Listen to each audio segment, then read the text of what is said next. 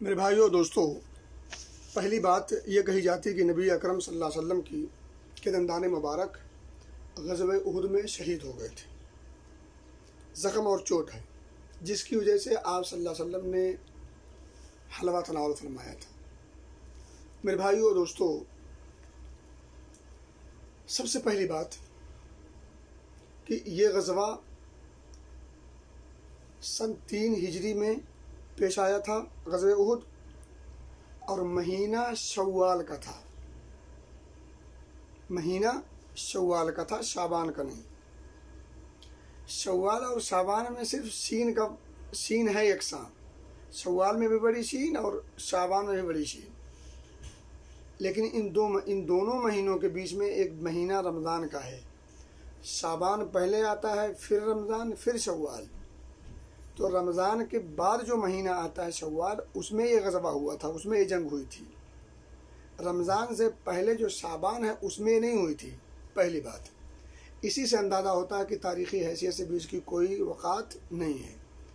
دوسری بات، نبی اکرم صلی اللہ علیہ وسلم نے حلوہ کھایا۔ عرب کی ڈش حلوہ آج بھی نہیں ہے، اس وقت بھی نہیں تھی۔ تیسری بات، نبی اکرم صلی اللہ علیہ وسلم کے دندان مبارک جب شہید ہوئے تھے، جب تک زخم رہا ہوگا تب تک آپ نے حلوہ کھایا ہوگا، یا ہر سال جو ہے انہی تاریخ میں حلوہ کھاتے تھے؟ بھائی آپ بیمار ہوں تو دوا کب تک کھائیں گے؟ جب تک آپ بیمار ہوں۔ بیماری ختم ہو جائے تو ہر سال آپ انہی دنوں میں دوا نہیں کھاتے۔ یعنی اس سال اللہ نہ کرے آپ بیمار ہوئے، اور اس سال بیمار ہونے کی حیثیت سے آپ کو ڈاکٹر نے فلاں چیز کھانے کی تجویز کی، تشخیص کی، تو آپ نے ڈاکٹر کی وجہ سے یا بیماری کی وجہ سے آپ نے فلاں تاریخ میں آپ نے فلاں چیز کھائی، تو کیا اگلی سال بھی آپ وہ چیز کھائیں گے صرف اس لیے کہ پچھلی سال میں بیمار تھا تو میں یہ کھا رہا تھا؟ ہاں، پچھلی سال آپ پھر بیمار ہو جائیں تو پھر کھائیں آپ۔ تو بیمار تھے تب کھایا تھا، زخم تھا تب کھایا تھا، درد تھا تب کھایا تھا۔ آپ کو بھی درد ہو تو کھا لیجئے، جب درد ہو تب کھائیے۔ تاریخ سے اس کا مطلب نہیں، اس کا مطلب درد سے ہے، بیماری سے ہے، ضرورت سے ہے، حاجت سے ہے، ٹھیک ہے؟ اسی طرح سے میرے بھائیوں اور دوستوں، آپ صلی اللہ علیہ وسلم، باتیں بہت ساری ہو سکتی ہیں لیکن میں سمجھتا ہوں کہ ٹائم زیادہ نہ ہو جائے، اتنی بات اگر میرے خیال سمجھ میں آ گئی تو بہت اچھی بات ہے، ٹھیک ہے؟ دوسری بات کہتے ہیں کہ حضرت امیر حمزہ رضی اللہ تعالیٰ عنہ جو نبی پاک صلی اللہ علیہ وسلم کے چچا تھے، انہیں بڑی بے دردی سے شہید کیا گیا، اور آپ کو پتہ مسلح تک کر دیا گیا تھا، ٹھیک ہے؟ تو وہاں جو لوگ کہتے ہیں کہ وہ انہی کے نام کی نیاز کے طور پر یہ ہم حلوہ پکاتے اور کھاتے اور کھلاتے ہیں۔ نیاز عبادت ہے، اور عبادت نبی کی بھی نہیں کی جا سکتی تو نبی کے صحابہ کی کیسے کی جا سکتی؟ تو نیاز عبادت ہے، اور عبادت غیر اللہ کی جائے تو یہ شرک ہے، یہ مسنون نہیں ہو سکتا ہے، تو شرک ہے۔ دوسری بات کہ اگر حضرت امیر حمزہ رضی اللہ تعالیٰ عنہ کے بے دردی سے شہید کیے جانے کی وجہ سے ان کے نام کی نیاز ہونی چاہیے، تو ان سے پہلے اور ان کے بعد بھی بہت سارے لوگوں کو بے دردی سے شہید کیا گیا، قتل کیا گیا۔ آپ سمیہ، عمار اور یاسر کو کیوں بھول گئے؟ جو شروع اسلام میں ان کے ساتھ کس بے دردی ان کے ساتھ جو ظالمانہ جو رویہ اختیار کیا گیا، اس کو کون بھول سکتا ہے؟ تو اگر بے دردی کی وجہ سے بے دردی کے ساتھ شہادت کی وجہ سے اگر ایسا ہے، نیاز شرک ہے، غیر اللہ کی عبادت میں یہ آتا ہے۔ اور اگر بے دردی کے ساتھ شہادت کی وجہ سے یہ کام ہے تو اور بھی بہت سارے لوگ اسلام کے اندر بے دردی کے ساتھ شہید کیے گئے۔ اور اگر اس لیے ہے کہ وہ نبی پاک صلی اللہ علیہ وسلم کے چچا تھے تو چچا عباس بھی تھے، عباس رضی اللہ تعالیٰ عنہ کے نام کی بھی نیاز ہونی چاہیے۔ اور بہت سارے جو ہے بڑے، یا اگر صحابی تھے تو صحابی میں اور بہت بڑے صحابی ہیں، حضرت عثمان غنی ہیں، حضرت علی ہیں، ان کے نام کی بھی نیاز ہونی چاہیے۔ جبکہ نیاز عبادت ہے، اور عبادت غیر اللہ کے نام کی جائے تو شرک ہے۔ میرے بھائی دوستو، اسی طرح سے میں بات کو آگے بڑھاتے ہوئے حضرت اویس قرنی رحمۃ اللہ علیہ کے بارے میں کہتے ہیں کہ انہوں نے نبی کی محبت کا اظہار کرتے ہوئے اپنے سارے دانت توڑ لیے، اور پھر انہوں نے دانت جب توڑ لیے تو ظاہر سی بات ہے اب تو کوئی پختہ چیز اور اسی طرح سے سخت چیز نہیں کھا سکتے، تو انہوں نے नरम मुलायम हलवा बनाया और पकाया और खाया। मेरे भाई बात यहाँ भी काबिल गौर है कि मान लिया कि ये वाक़या दुरुस्त है। पहली बात तो ये है कि उवैस करनी रहमतुल्लाह अलैह की फजीलत और उनकी मनक़बत में हदीसें मिलती हैं, लेकिन इस वाक़े के तईं कोई सही रिवायत नहीं मिलती। ठीक है, पहली बात। दूसरी बात, माना कि उन्होंने तोड़ लिया दांतों को तब खाया, और यही ये भी बात मालूम होती है कि जब तक तोड़ा नहीं था तब तक नहीं खाया था, तो आप भी तोड़िए और खाइए।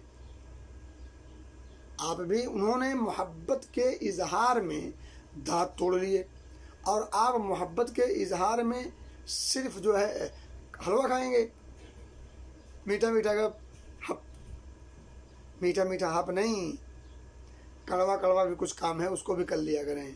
कड़वा कड़वा थू ना हो, कड़वा कड़वा अमल हो जाए, फिर उसके बाद मीठा मीठा हप हो। तो पहली बात, एक बात दो, बल्कि दो बात हो गई। एक तो ये है कि उन्होंने, उनका एक किस्सा सही साबित नहीं। दूसरी बात ये है कि उन्होंने इजहार मोहब्बत में तोड़े फिर खाए, तो आप भी जब तोड़ना मोहब्बत के इजहार में तो खा लेना, अगर नहीं तोड़ते तो मत खाएं, मत बनाएं उनके नाम। फिर तीसरी बात क्या है, कुछ लोग कहते हैं उनके नाम की नियाज करते हैं, चूँकि मोहब्बत के इजहार में उन्होंने दांत तोड़ लिए थे। तो पहली बात, तीसरी बात यह है कि मोहब्बत के इजहार में अगर दांत तोड़ने से उनके नाम की नियाज की जाए तो और बहुत सारे मसाइल भी खड़े हो जाएंगे। और पहले बात आ चुकी है कि नियाज इबादत है, इबादत उवैस करनी की नहीं रहमतुल्लाह अलैह, बड़े अजीम है सर आँखों पर, लेकिन इबादत के लिए हम उन्हें नहीं चूज सकते। इबादत के लिए ख़ास है एक ज़ात जो लायक इबादत है, उसके अलावा इबादत के लायक कोई नहीं है। ठीक है, नबी पाक सल्लल्लाहु अलैहि वसल्लम ने किसी मौके पर कहा था कि अगर सजदा किसी के लिए मैं रवा समझता तो मैं बीवियों को हुक्म देता कि वो अपने शौहरों को सजदा करे, अगर सजदा रवा होता, जायज़ होता। इबादत का कोई हिस्सा अल्लाह को छोड़कर किसी के लिए तसव्वुर में भी नहीं लाया जा सकता। ठीक है, अमल तो बहुत दूर की बात है। तो ये हो गया। और इसी तरह से चौथी बात आप याद रखें कि दांत का तोड़ना मोहब्बत में, क्या ये शरीयत में गुंजाइश है इसकी? अपने आप को अजियत देना, तकलीफ़ देना, मुसीबत में अपने आप को घेरना और घिर जाना, इसकी शरीयत में कोई गुंजाइश नहीं। आप सोचो, अगर आपकी जान का ख़तरा हो, जान का ख़तरा हो तो हराम चीज़ खाने का हुक्म दे दिया कि जान बचा लो, हराम अगर खाना पड़े। कलमे कुफ्र भी अगर बोलना पड़े जान बचाने के लिए, और दिल में कलमे कुफ्र की मोहब्बत ना हो, यानी दिल में कुफ्र जन्म ना लें, यानी दिल में इस्लाम की खूबू बाकी है और बसूरत मजबूरी जान बचाने की वजह से अगर कलमे कुफ्र बोलना पड़े तो भी बोलने की इजाज़त शरीयत ने दी है ताकि जान बचा लो। ये जिस्म अल्लाह रब्बुल इज़्ज़त की अमानत है। जिस्म को तोड़ना, फोड़ना, बर्बाद करना, हिला करना या उसको खुदकुशी करना वगैरह वगैरह, ये सब हराम है, ये सब गुनाह कबीरा है। इसकी बड़ी बड़ी वो ईदें आई हैं। तो इतने बड़े आलिम, इतने बड़े अल्लाह वाले होकर के उनसे ये अमल सरजद नहीं हो सकता। लेकिन मान लो बतक़ाज़े बशरियत कहीं गलती मिस हो गया, तो क्या हम और आप भी जानने के बावजूद दांत तोड़ेंगे, आँख फोड़ेंगे, हाथ तोड़ेंगे? नहीं। वला तुल्क़ू बिअयदीकुम इला तहलुका वला तक़्तुलू अनफुसकुम। ये अमानत है, ये जिस्म अमानत है, एक एक हिस्सा, एक एक बाल अमानत है, और हर अमानत के बारे में क़यामत के दिन सवाल होगा। तो मेरे भाई दोस्तों, बातें बहुत सारी हैं, लेकिन कुल का खुलासा ये है कि किसी भी शक्ल में देखा जाए तो ये हलवा खोरी दीन के नाम से, दीन हलवा खोरी नहीं ममनू है। हलवा खोरी के लिए कोई मना नहीं करता। आप बिल्कुल पेश करें, डिश मुख्तलिफ़ किस्म की डिशें बनाएँ, मुख्तलिफ़ अंदाज के बनाएँ, मुख्तलिफ़ औक़ात में बनाएँ, जब दिल में आए तब बनाएँ, खाएँ, खिलाएँ, कोई हर्ज की बात नहीं। लेकिन उसे 15वीं शाबान और फिर इस तरह के वाक़यात घड़ करके पेश करना, उस पर दीन का लेबल लगाना, दीन की बात करना, और फिर उसे कार सवाब समझना, नबी अकरम सल्लल्लाहु अलैहि वसल्लम की तरफ उसे मंसूब करना, तो ये हलवा खाना नहीं बल्कि शरीयत के अंदर दखल अंदाजी है, शरीयत साजी है। اور یہ ایک طرح سے اللہ اس کے رسول کے احکام و فرامین میں کیڑا نکالنا ہے اور دین کو ناقص قرار دینا ہے، اور اسی طرح سے جو دین ہے اللہ کی نگاہ میں محبوب اور جو مکمل اور کامل ہے، اس کامل اور مکمل اور محبوب دین میں گویا کی کمی کی طرف گویا کہ ابھارنا ہے۔ تو میرے بھائی دوستوں، کہنے کی بات یہ ہے کہ یہ چیز بالکل شرعی طور پر مناسب نہیں، اس لیے آپ کو حلوہ کھانا ہے کھائیں، 15 سے پہلے کھا لیں، 15 کے بعد کھا لیں۔ میں کہہ رہا ہوں کہ 15 کو بھی اگر کوئی آدمی کھا لے لیکن اس نیت اور اس عقیدے کے ساتھ نہ ہو تو ٹھیک ہے۔ جیسے ہم اگر بنا کے کھائیں، کسی کو مہمان آ جائے، اس کے لیے ہم نے کوئی حلوہ بنا لیا یا کوئی سیوئی بنا لی اور کوئی چیز بنا لی، کوئی اس کی بات نہیں، لیکن 15ویں شعبان خاص کرنا اور پھر اس طرح کے واقعات گھڑ کر کے اس طرح منسوخ کرنا، اس کی گنجائش نہیں ملتی۔